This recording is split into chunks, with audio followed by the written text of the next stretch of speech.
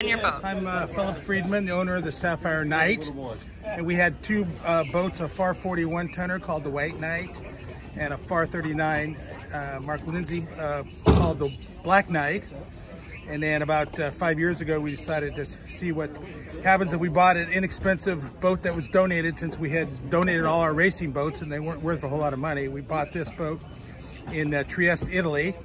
It's a Grand Mistral 80 that they built 8 of them as a class, and so we bought one and we decided to modify it as a racer cruiser. And we ended up cutting the transom off and adding about 9 feet, so it made it from an 80-footer to about an 85-footer. We made extensive modifications, ripped the deck off, put a whole carbon deck on with a big cabin, and we cut 6 feet off the mast so we wouldn't need running backs on the boat, and we had to reduce the draft from the keel from 13 feet to 10 feet and put a big bulb on it. Farr did all the design work on that, so we could do racing cruising and get into small harbors in Europe and in the Caribbean. So that's it. The first modification we did is we extended this transom. We put in steps in here and a swing step, so it makes it easy for older people like myself and whoever to get on and off a dinghy. And also it's a swim step, so we have ladders and you can get in and out very easily. So that's one of the things we did. And then we built a garage. Dinghy garage. Move this and we'll move this.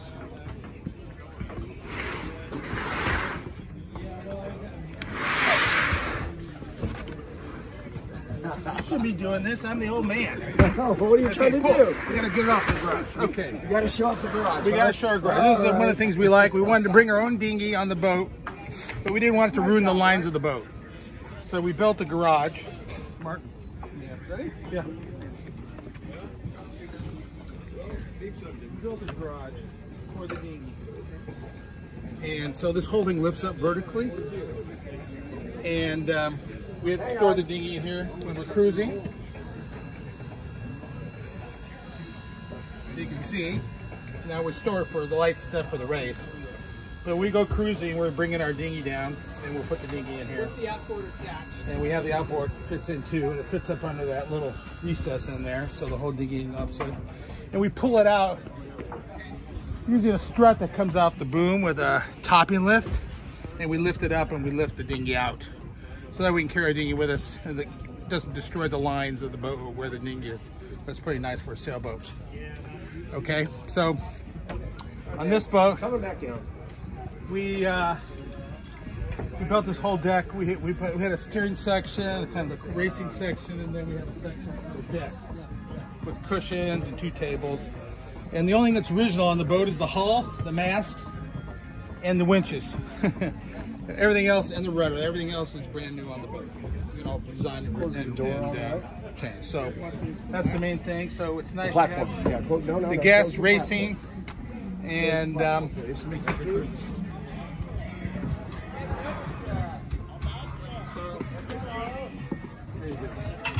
this is our venerable tactician and weatherman. Hi, how are you? He's the best, Randy Smith. He's going to lead us there. So come on down. And one of the main features we wanted was to be able to sit at the harbor at our anchorage and look out. So we built a high cabin. We tried to get it looking pretty sleek, but it's very high. It's 3.5 feet high, and has, you can see out all around. So when you're in the harbors or anchorage crews, you can look out and see everything, which is really nice. One as you wanted. This, by the way, is an interesting picture. This was the boat in the race boat configuration, and the boat in 1997 was built was named Nicorette, and the boat broke the record crossing the Atlantic from New York to Plymouth. The record was from 1906 by a 228-foot clipper ship, and this boat beat it in 1997 and broke the record. Since been broken like 3 or 4 times, the latest being Comanche, which destroyed the record again, the 100-foot boat. So it has a history of racing there. And so we have, going forward, we built a nav station, a nice settee, and this expands out for 8 people. And then we have we have two two cabins, guest cabins. We have a port and starboard.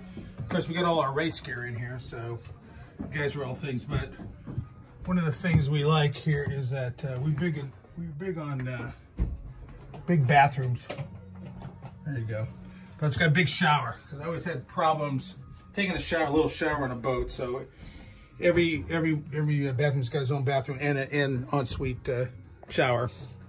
And one of the things we did on a racing boat, we don't usually see on a cruising boat, is we made the bunks go under the seats, which is kind of a pickup from our old racing boats where we all used to sleep on pipe berths going farther aft. So to get extra feet in the boat, we kind of adopted that for kind of a cruising boat, which you don't usually see. And it really helped us get more room.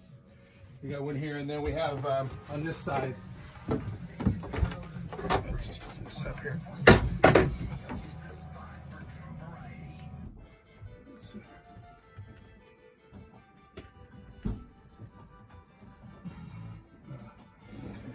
But you can step in here. This is upper lower, and again the same kind of deal where we sleep under the seats in the back and gives you more room, which is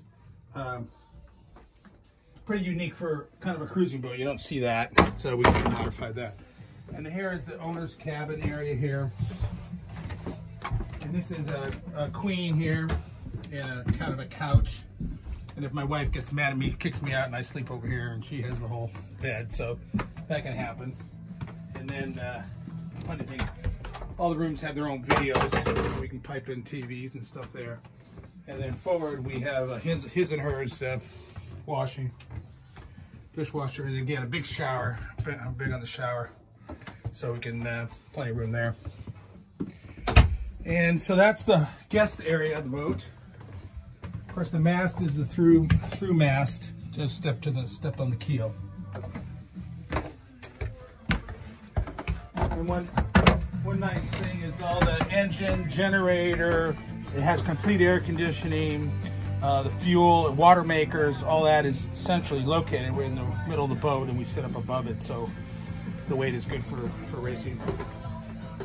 And in the back here, in the aft part, we have the galley, which is really nice galley for the crew, and it has a lot of room. It has two refrigerators there, and a freezer over here. It has a nice separate crew table for eating. So if you have guests on board and you have the crew, they can eat separately from the crew, and the crew has its own area back here. The other nice thing about it is it has a dishwasher, and it also has of course, hot and cold and stuff. It has a dishwasher, and then it has a washing machine for your clothes, separate washing machine, and a dryer. So you're completely self-sufficient. You go a long distance, wash and dry your clothes inside. And then the aft part here, we have a separate crew exit, so they don't disturb the guests. We need to, and you step in here. We have two crew berths here. We have four berths, uppers and lowers, for each one. I don't know if I can get the light on. And then, let's see here.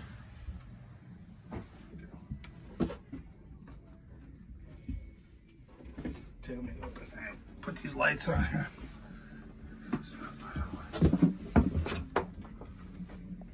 I'm not back here too much, so I don't actually know where the lights are. I don't use the lights. That's all right. It's okay. Anyway, it's got a big shower for them thing, upper and lowers, and kind of see that. And we actually have a complete head there, and then we actually have another head here. So we actually have 5 full toilets, 2 heads for the crew, and one enclosed shower. So a lot of room for them. And the crew hangs out here. They got their own video screen to keep them company. And the engine access is under here and under here. So all air conditioning, as you can see. So that's pretty much it. We tried to, it has the racing hull, but the cruising accommodations. And we've been light racing boats with nothing in them for 30 years. So now we got the heavy boat, and we're learning the heavy boat does well in some conditions, and it does pretty poorly in light air. So we're kind of the opposite of switch where we've been for 30 years. But we're going to have fun, race down to down to Puerto Raptor and Comfort, and then go cruising afterwards. Okay, thanks.